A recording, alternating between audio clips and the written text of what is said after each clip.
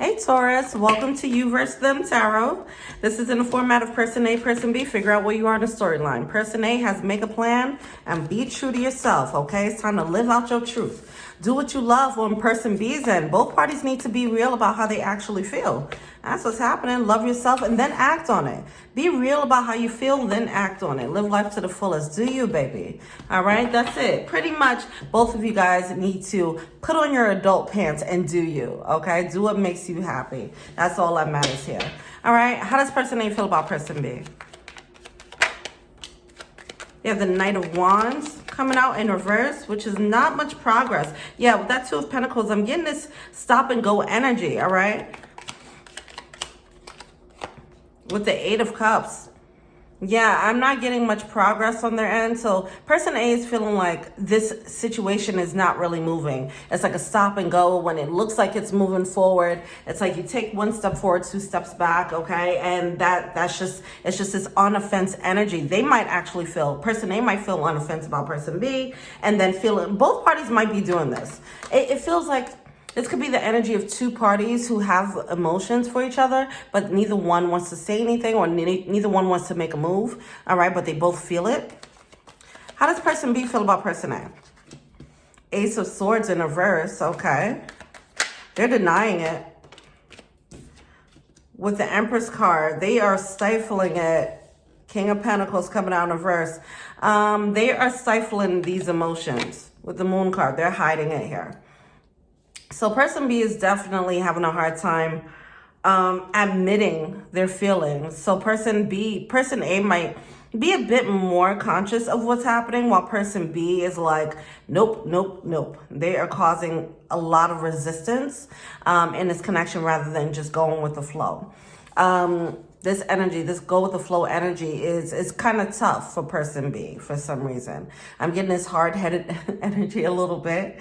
All right, I'm getting this very stubborn, a grounded energy, okay? Resistant to change type of energy. How does Person E, okay, there's a third party here. Okay, I was wondering that with the Empress and the King of Pentacles. So this person might have someone, all right? And because they have someone, it's causing them to like really resist and reject Person A, all right? All right. What are the blockages for Person A? Or what are they feeling to see? Oh, we have the Five of Pentacles coming out. See, Person A is a bit more... They're a little less they're not in denial. Person B might be in denial. Person A is not bringing this denial energy. So they're feeling left out in the cold. Like, hey, I thought we were building. I thought something was happening. The plans just stopped out of nowhere. This could be the energy of someone ghosting. All right. They're going to have to just, You have that Fool card coming through. They're going to have to just take what they've learned from this situation and move on from it, okay? This does seem like it's something about this love, this dynamic that was new for them, all right? And, wow, the Two of Cups coming out. See, they learned a little bit of a lesson of what a soulmate is because of this person. Now, if they had this meeting, these two people, Person A, Person B, had this meeting, they came together, they opened each other's eyes into what a soulmate feels like, and then Person B pulls away, Person A still has that energy of that epiphany, right? So now Person A, you can move on with that new knowledge because you're not being in denial like Person B is. You can actually move on with that new knowledge and say, well, what else does the world have to offer me, okay? What else does this love in general look like? Because I think Person B might not be the person that actually fulfills the soulmate, emotional fulfillment for you, but they did spark something. Okay, so if you're Person A, just see it as such. This person did their job. They sparked something, and if they choose to back away, then that's fine. But you can continue on your journey to find something that's this potent now, okay? It helps to raise standards here, all right? Which is just coming out as a reoccurring theme for all the signs. All right, and what is Person B feeling to see here? They're not thinking clearly. They're not feeling clearly. They're just burying their feelings. They're burying everything, all right? They're denying themselves. And this is coming from this energy of self-worth, okay? They have the Ace of Cups coming out in reverse with the Queen of Cups. They recognize it, but their ego and pride is getting in the way, okay? Once again, that resistance to change, the hard-headed energy, the all of that, everything that comes with that, all right? They really need to work on that part. Their pride right now is bigger than their desire to actually experience this type of love. I also get this energy of this type of love is kind of freeing, it's liberating, and it's causing this person B, to break out of their ego. It's challenging them, even though it's liberating, which is a good thing because it's breaking them out of their old self. It's also a challenge, all right? And they're threatened. It feels like a threat. It feels like a threat, being challenged, because their sense of self is being challenged. They're being led to change and grow out of the mold that they had because of person A. So it's like, whoa, you're the threat here, right? All right, well, what's the advice for person A? Two of Swords.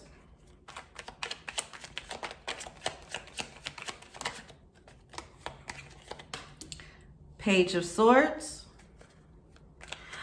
Yeah, I mean, both of you guys have a new perspective. With the Hangman coming out, Page of Swords, Two of Swords. Both of you guys have developed a new perspective here. With the Devil card and the Lovers card coming out. Before you two met each other, you had a specific idea about a soulmate, and it wasn't the best, okay? With the Devil card and the Lovers card in reverse, it was broken connections, okay? Or it was like, having these ties that were either codependent, okay, either way, they weren't aligned with soulmate energy, all right? So I feel like both parties showed each other what a soulmate really feels like, and it made them realize what they've been dealing with in the past. Person B is not handling that well, and it might be because they're still dealing with someone where the tie is based on this codependency, or it's based on whatever toxic mentality they might have had. And it doesn't necessarily have to be toxicity. It could just be whatever mentality was misaligned with their soul's purpose, okay? With their actual destiny, all right? So person B, they're in denial, but person A, you're realizing what you've been going after before them, okay? Feeling what a real soulmate feels like, it highlights all the toxic relationships you've ever experienced. All right, so just take that new knowledge with you and act accordingly, all right? Make a plan, right? That's acting accordingly. Realizing like, oh, I didn't know before. I was falling in love, or I was choosing people based on what they could do for me. I was choosing people because of fill in the blanks, you know? Whatever your reason is, it does seem like it didn't come from a soul purpose place, all right? What's the advice for person B? So this is definitely a major spiritual lesson that you guys both brought to the table for each other. Yeah, okay. So person B, Justice card with the Temperance card. See, this person B is looking at this beautiful connection and feeling threatened by it when it's the right thing. They're feeling threatened because it's changing their whole, it's changing their sense of self, and it's showing them the holes in their belief systems, okay? Because of that, they might be looking at a person A like, you're the problem, all right? You're toxic. And it's like, no, that's the real deal. What you've been dealing with was toxic, all right? But anything that comes along and makes you see the light, it lifts the veil and makes you realize, oh, the things that I've been loving on, the things that I thought were healthy were actually toxic. It flips your whole world upside down, right? So this is person B trying to rebel and buck back, and it is what it is. All right, what do the romance angels have to say? It's like, how dare you come in and change my whole world? I didn't ask for that. Well, neither did person A. They messed up in the game too. very soon. Clearly decide what you want so that it comes to you now. Person A, well, both of you guys need to do this, right? But I feel like person A is nearer to that. They're more accepting of this truth. All right. And as I mentioned, just because it doesn't mean that it has to be with them. You can find more of these soul connections elsewhere. But this was an introduction. And if this person comes around, they come around. If not, you'll find another one. Okay. But don't hold on to specifically this person. I know that's easier said than done, but it is what it is. Heart to heart conversations. Honestly, discuss your feelings with each other. So back to the beginning, both of you guys need to be honest with how you feel and then act accordingly. All right. Love yourself first. See, person A, even though you know, like, okay, this is where, oh, and person B, yeah. But person A, firstly, you are more accepting of this connection than person B is right now. Person B is in denial. You're going to have to choose yourself. So it's back to that energy of, this is my first soulmate or whatever. This won't be the last. Understand that, okay? Also, we have your self-respect makes you more attractive. So if you're sitting there waiting for them to give this stop and go energy, flirting and ghosting, you're going to have to put an end to that too. All right. What does person A want to tell person B?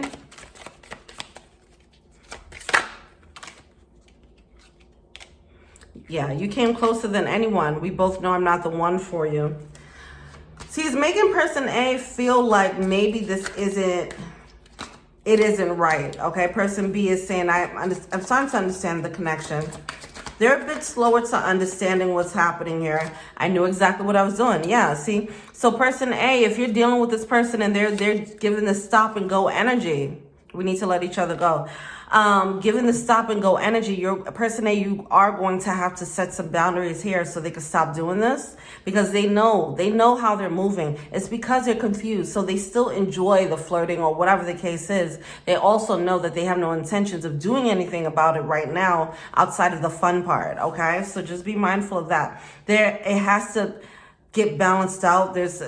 Don't make this a toxic dynamic if you guys can.